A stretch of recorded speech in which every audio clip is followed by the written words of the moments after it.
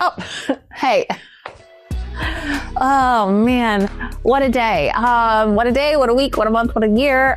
Happy wrapping up Q1. And I want to tell you about our biggest failure so far this quarter. We love talking about successes, but I truly believe what Michael Jordan says about failing forward. I forget what the quote is, but something along the lines of we all talk about how many free throws Michael Jordan made, but do we ever talk about how many attempts? We all know his greatness from free throws made, but whatever that quote is from failure for Michael Jordan, I think is great. I summarize it as failing forward. And at Nonprofit Marketing Nerds, we've been in business for about a year and we've learned a lot.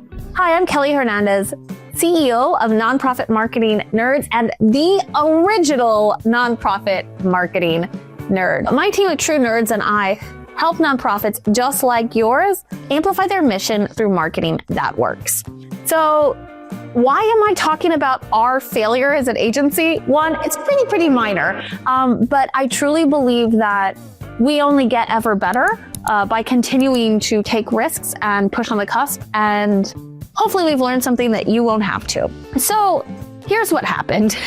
So in September of last year, we onboarded a new client. It's an amazing organization with a founding executive director doing great work in their city. They're doing great work. There are also lots of volunteers involved. And this organization was coming to us for social media marketing. And with the target goal, like almost all of y'all, with the target goal of raising more money. And if you've been to one of my trainings, if you've heard me a gazillion times, Facebook is the primary platform. If your donor base is 40 or older, Facebook is still the best place to truly connect with your donor. Instagram is fun. Instagram gets engagement. Instagram gets these little $10 donations here and there. This is not where you're going to get major donors for the most part.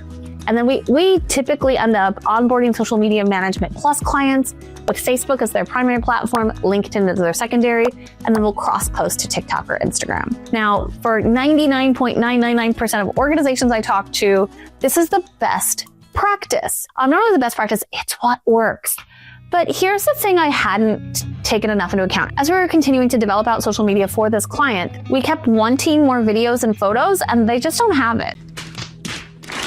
They're a very thin organization and they just don't have it. And so we saw, and if you watch my video, nonprofits should stop using Canva. We saw ourselves breaking that 50% and really doing graphics more than 50% of the time, which is never good.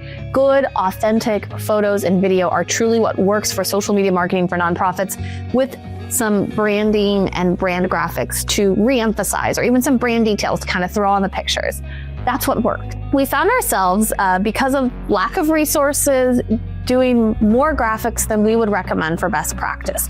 And continually, I think the executive director would say, man, can Kelly say anything else? But we need more pictures. We need more photos. We need more pictures. We need more photos.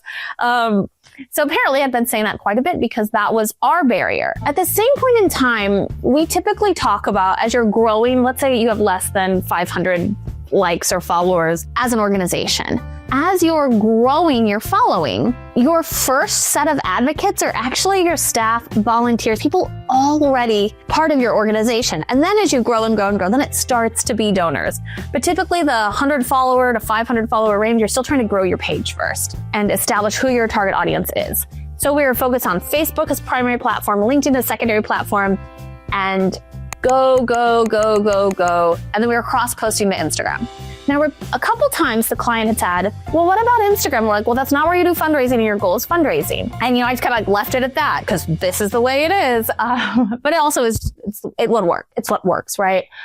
And what we know works. But through these conversations, through the we don't know what to do anymore, because they were making progress. I mean, I don't want to say it wasn't successful. Their impressions were 5,000% higher, and their shares were, I think, over 200% higher, and their reach was, so we were getting a lot, but not as much growth in the right direction, right? On Facebook.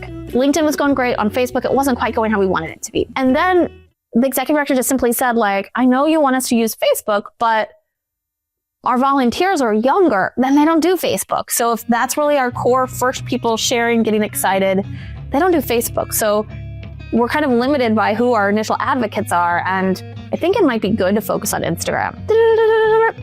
Okay, so that's what we're doing. I don't have outcomes yet, but I will tell you one of the things I learned from this entire process is best practice 99% of the time works, but it's not best practice in a vacuum, right? And I hear this all the time from executive directors where they're like, well, I know I should do this and this. And it's like, well, maybe just do something and then see in the next step and the next step. So do I truly believe that organization being on Facebook is the right thing to do strategically to get more donor dollars in? Yes.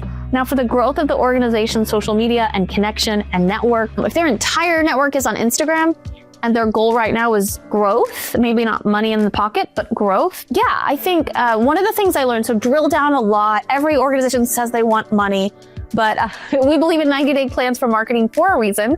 So that was the old 90 days. This is the new 90 days. And I'm excited to dive into Instagram as this organization's primary platform. LinkedIn is their secondary, and cross-posting from LinkedIn to Facebook. Why am I sharing this story with you? One, your organization might be feeling the same pain and not even realize it is. I do want this to reinforce that Facebook is typically the platform for fundraising, but I also want to reinforce every organization is different. And something I learned is to really, really do more landscape assessment of their target audience.